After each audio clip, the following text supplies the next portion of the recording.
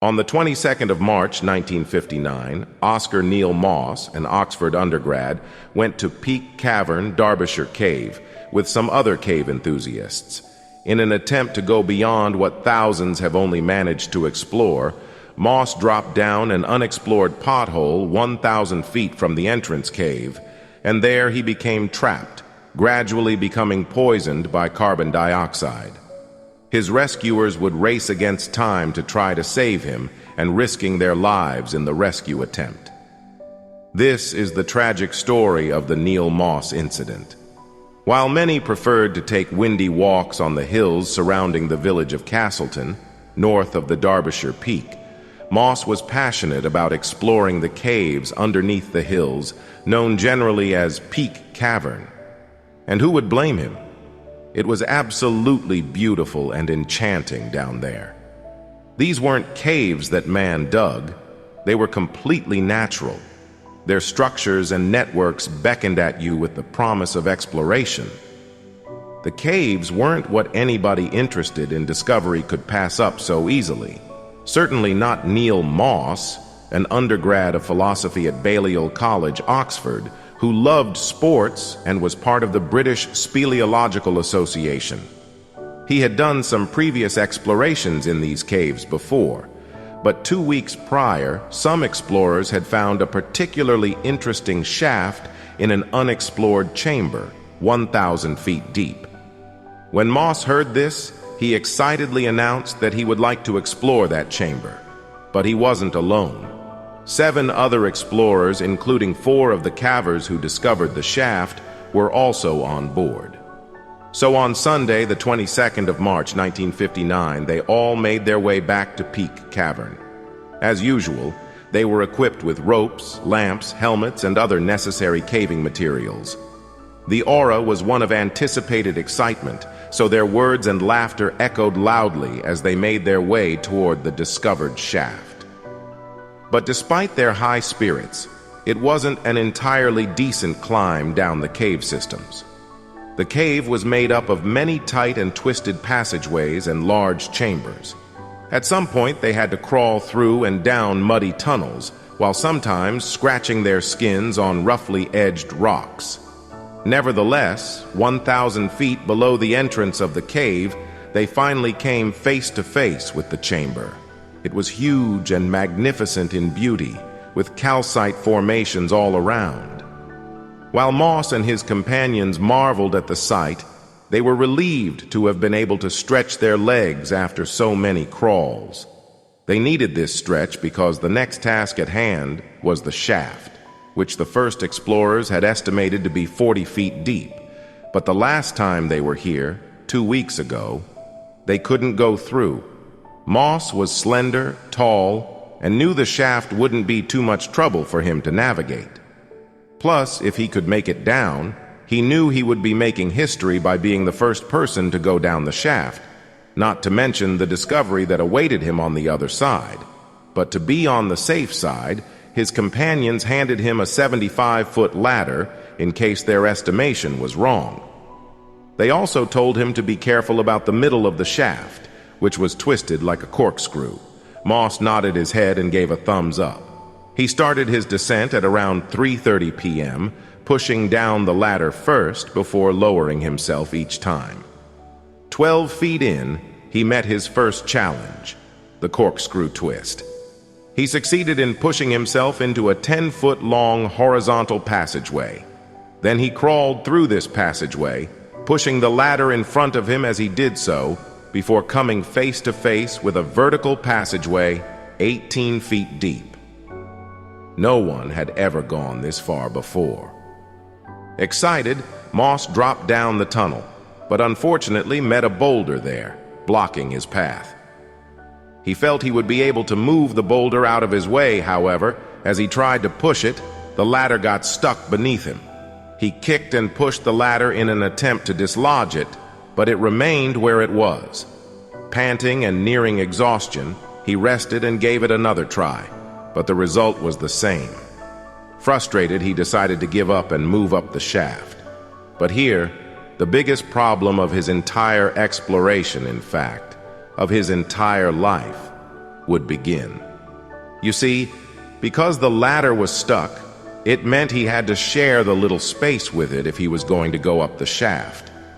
This meant that he couldn't lift up his feet, but would have to crawl flatly upwards, which was an almost impossible feat.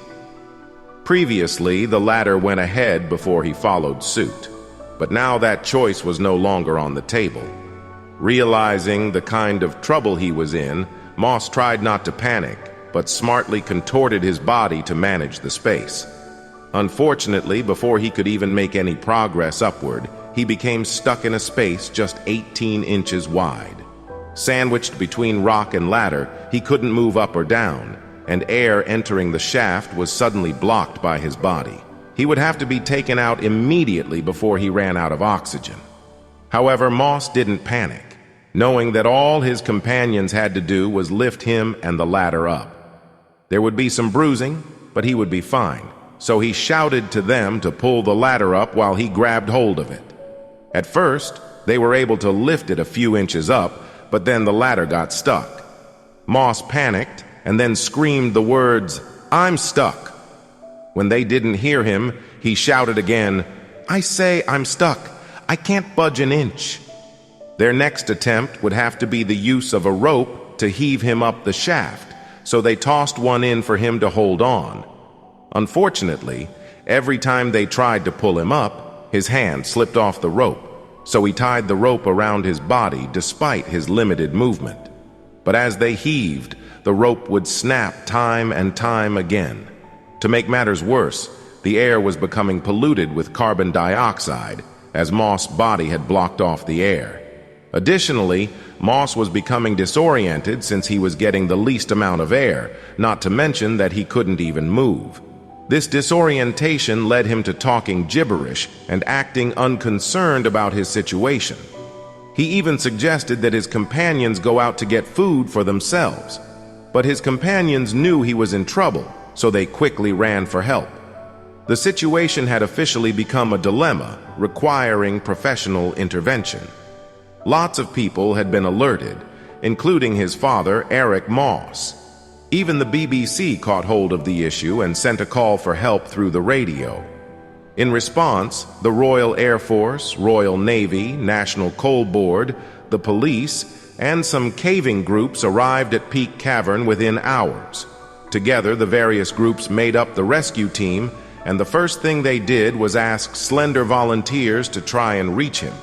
But in their attempt, 3 of them lost consciousness and had to be dragged out of the shaft. Fortunately, one, Ron Peters, was able to reach Moss and tied a rope around his chest. But as they pulled the rope, it made breathing even more difficult for Moss. He was already running out of air, and they knew if they were going to keep him alive, he would need oxygen while they attempted further rescuing. Therefore, at 12:30 a.m., several oxygen tanks arrived at the scene and were quickly whisked into the chamber. With the arrival of these tanks, hope was restored, and before you knew it, more people started volunteering to enter the shaft to free Moss. Weak and exhausted, Moss was a little relieved to get oxygen through the tube that a Royal Air Force doctor passed down. But as more and more volunteers tried to reach him, they were quickly pulled back up because the polluted air couldn't get them to focus or even breathe properly. It was even a miracle that Moss was still alive at this point.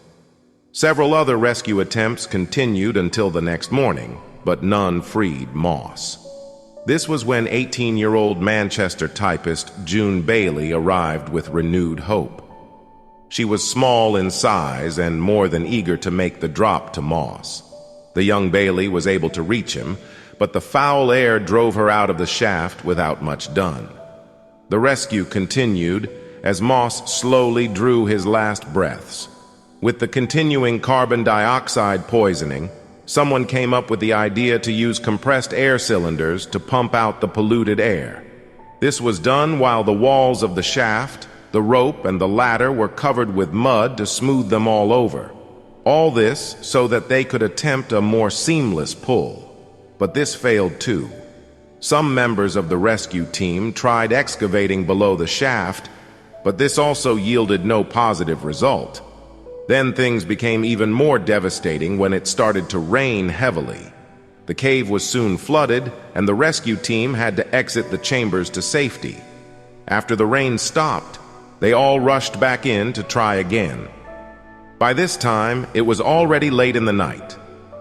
Unfortunately, on reaching the opening of the shaft, they could no longer hear Moss breathing, so they sent an RAF doctor to confirm if he was indeed dead. He declared Neil Moss dead at approximately 3 a.m. on Tuesday, March 24th. Throughout the rescue attempt, his father had not been able to bring himself to see his son and instead waited at the entrance. But when news of his son's death reached him, he broke down in tears. Afterwards, the rescue team decided to continue in their attempt to retrieve Moss's body. But Eric Moss asked them to abort the mission, afraid to put any more people in danger. He asked that the shaft become his son's final resting place, so some of the men used loose rocks to cover the opening, entombing Neil Moss's body for life. The chamber was later named the Moss Chamber, and cavers still make explorations down there to this day.